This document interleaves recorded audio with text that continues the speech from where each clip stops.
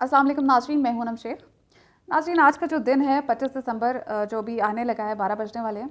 तो ये जो दिन है हमारे लिए बहुत अहम है। डेफिनेटली हमारे कायद, हमारे लीडर कायद आज़म मोहम्मद अली जिन्ना का यौम पैदाइश है, वो तो है बिल्कुल। लेकिन हमें आज के दिन दुनिया को ये याद दहानी करवानी चाहिए, उन्हें रिमाइंड कराना चाहिए कि कायद आज़म मोहम्मद अली जिन्ना ने जो एक एक लफ्ज़ कहा था वो आज सच और हक साबित हो रहा है। वो एक लीडर जो है वो आम लोगों से डिफरेंट ही इसलिए होता है क्योंकि वो आगे का देख सकता है, वो जनरेशन्स के बारे में सोचता है। तो कायद-ए-आज़म ने जो हमारे लिए सोचा और आज जो उनकी वजह से हम आज़ाद फ़िज़ा में सांस लेते हैं, हमें दुनिया को याद कराना चाहिए कि लीडर इसे कहते हैं। कायद-ए-आज़म ने फरमाया था दो कौमी नज़रिए की बुनियाद पर पाकिस्तान को हासिल करते हुए कि हिंदू और मुसलमान दो अलग अलग कौमें हैं, ये साथ नहीं रह सकते। इनका दीन, इनका मज़हब, इनकी ज़ुबान, इनकी सकाफ़त, इनकी तहज़ीब, सब कुछ इनका डिफरेंट है, एक दूसरे से मुख्तलिफ है। और उसी की बुनियाद पर हमने पाकिस्तान हासिल किया कितनी कुर्बानियों के बाद। तो वो कुर्बानियाँ जो थी वो बिल्कुल ठीक थी, क्योंकि आज हम, अगर वो कुर्बानियाँ ना होती तो आज हम आज़ाद ना होते, आज हम सप्रेस्ड होते। बिल्कुल उसी तरह जिस तरह आज हिंदूज़ ने मुसलमानों को और अक़लियतों को भारत में सप्रेस करके रखा हुआ है। जो उनका वहाँ पे हशर नशर हो रहा है भारत में, वो देख कर पता चलता है कि जिन्ना वॉज राइट। जिन्ना बिल्कुल ठीक थे, क्योंकि उन्होंने कहा था कि कभी भी ये जो हिंदू हैं ये कभी भी मुसलमानों को या अक़लियतों को बराबरी का दर्जा नहीं देंगे। तो अगर आज हम भारत का हाल देखें और वहाँ पे जो हशर नशर हुआ हुआ अक़लियतों का वो देखें, तो वाकई शुक्र अदा करना बनता है और अपने जो कायद उनकी विज़न को सलाम करना बनता है।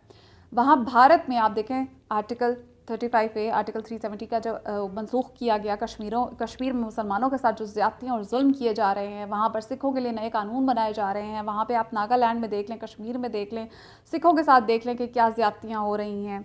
वहाँ पर आप ये देख लें कि मस्जिदों को गिरा कर मंदिर बनाए जा रहे हैं और किस तरह से शहरियत जो है वो नॉन मुस्लिम से मुसलमानों से छीनी जा रही है। वहाँ पे हर तरह के जो नॉन मुस्लिम्स वहाँ पे बसते हैं, नॉन हिंदू सॉरी, जो अक़लियतें वहाँ पर बसती हैं, उनके साथ किस तरह के जुल्म ढाए जा रहे हैं। तो ये सब देखने के बाद हमें पता चलता है कि जिन्ना was right.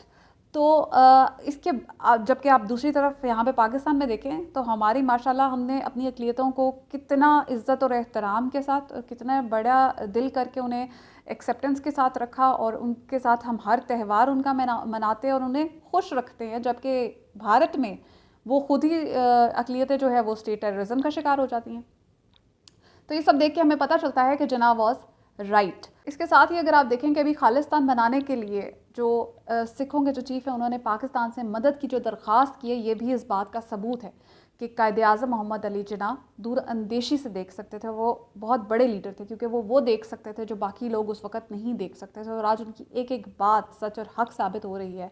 So Jinnah was right. उस वक़्त भी कायद-ए-आज़म मोहम्मद अली जिन्ना ने इन सिखों को ये कहा था कि आप हमारे साथ शामिल हो जाएं। इन्हें ऑफ़र दी गई थी, लेकिन जो सिख नहीं हुए शामिल या जिन्होंने इनकार कर दिया, आज उनका जो हाल हो रहा है भारत में, जो हिंदूज़ के साथ उनके साथ जिस तरह का सलूक कर रहे हैं, आज वो कहने पर मजबूर हो गए हैं और वो ख़ुद कहते हैं कि जिन्ना वॉज राइट। तो हमें आज ये वीडियो आप ज़रूर शेयर करें और इसके साथ ही हैशटैग यूज़ करें जिन्ना वॉज राइट, और दुनिया को बताएं कि हमारे कायद-ए-आज़म मोहम्मद अली जिन्ना का कहा हुआ एक एक लफ्ज़ सच और हक पर मबनी था। हिंदू और मुसलमान दो अलग अलग कौमें हैं, कभी भी साथ नहीं रह सकते। और मैं तो ये चाहती हूँ और मैं ये कहूँगी कि जितने भी मुसलमान और जितनी भी अक़लियतें इस वक़्त भारत में तंग आई हुई हैं, उनके लिए अलग अलग स्टेट्स होनी चाहिए। भारत को इस वक़्त जो इसका टूटने का जो वक्त है वो करीब है।